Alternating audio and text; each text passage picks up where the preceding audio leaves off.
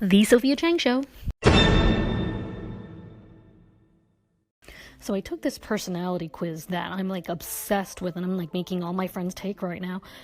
And I came out as an ENFT. It's like a Myers-Briggs plus one more letter. And basically it told me that I am the most naive personality type ever. And the second thing it told me was that my friends are sociopaths. Okay, so here's how it all began. So for the majority of my life, I've always believed that people are so wonderful and, we just all should get along and be friends.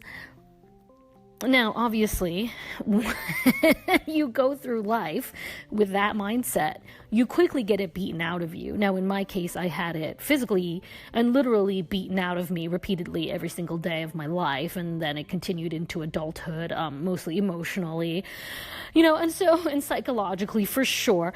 And so after kind of getting beaten down and beaten down and beaten down and abused, after a while you start going, I'm starting to get the feeling that things aren't all peachy keen and people aren't nice people.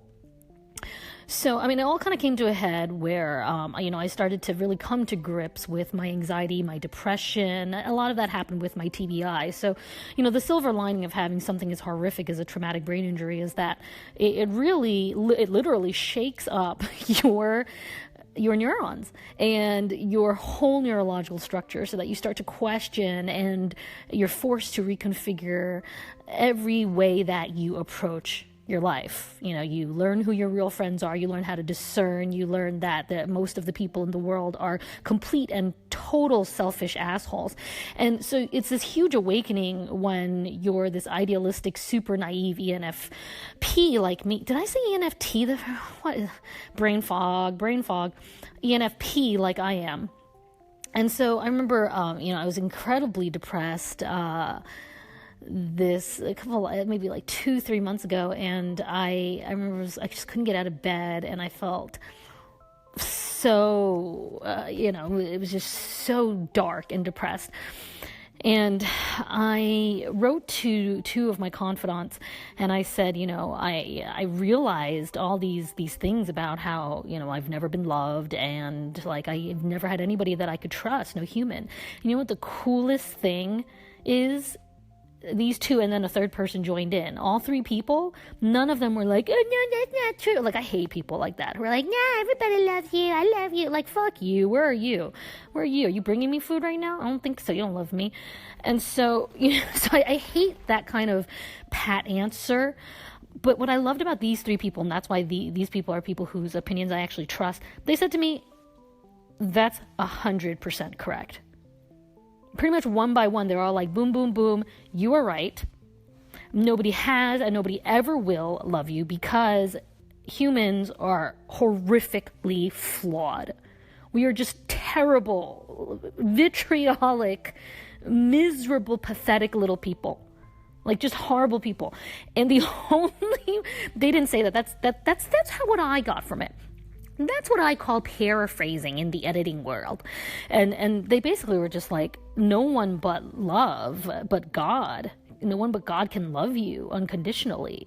It's just not possible for a human being. We do not have it within us. We are finite individuals. Our bodies are limited. Even if our souls are expansive and woo, our bodies are limited. Our time, our resources are finite.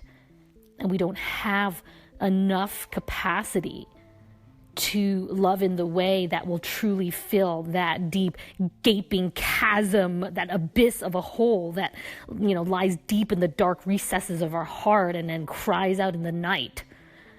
If you don't relate to me, you probably want to turn this podcast off because you might still be, Sophia 10 years ago and hoping that life will be beautiful and perfect.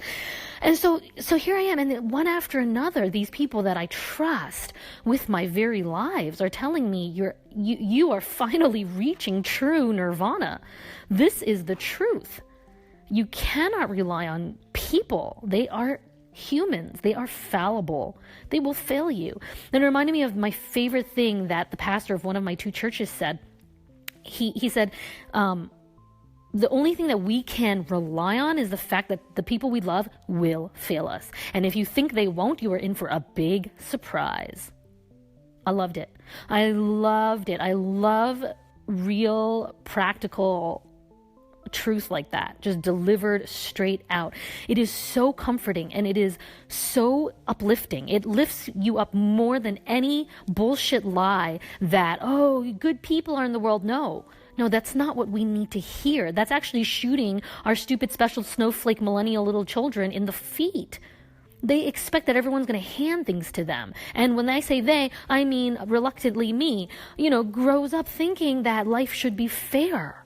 Grows up thinking that good things should happen if I just do good. If I just try to be a person who lives with integrity, I will have this integrity rewarded here on earth, right now, tit for tat. And that isn't how it works.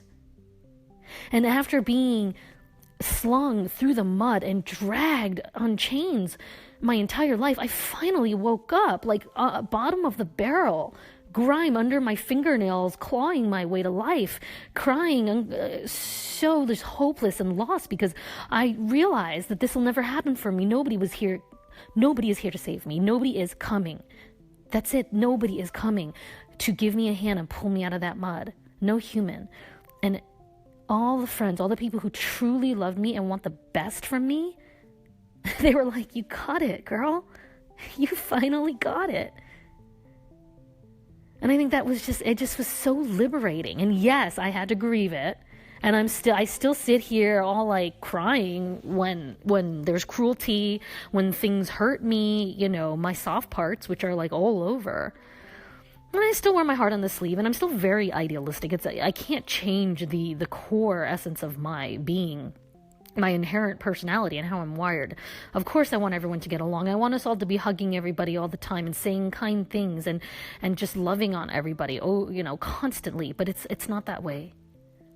And the sooner that I can accept that and understand that, the sooner I can not take it to this level where it's like I want to die. It's more of a level of this is just how damaged people are. This is how fucked up people have been. This is what the abuse has done to us and the violence has done to us. This is the cruelty that we humans are capable of and we enact every single day. And the sooner you can understand that and accept the world as it is, not as we would have it, but as it is, serenity prayer in the house, the happier you will start to be. So that's the journey that I am on. And you can bet that after that personality test, I am really working on mitigating some of these. Even though these are positive aspects, it's great to be into community and harmony and relationship and lovey-doveyness. There's a time and place for it. It is not appropriate everywhere. Not everyone's going to reciprocate. And there is a thing as protecting yourself. So my friends who are complete sociopaths who analyze everything and see everything as like black and white terms, like I learn a lot from them. I really look to them because they are so, they're so well equipped in a way to deal with this horrifically cruel world. And I could really use a little some of that. So, leave me a little voicemail, DM me, video DM me on Instagram at the Sophia Chang. Let me know, what side of the scale do you fall on? Are you Panglossian like me? And if you don't know what that word means, maybe don't listen to my podcast. I'm just kidding. Go and look it up. I'm an English tutor. I'm going to force you to do some vocab. So are you Panglossian or are you a realist or even a cynic? Let me know. This is the Sophia Chang Show. Follow, share, love you.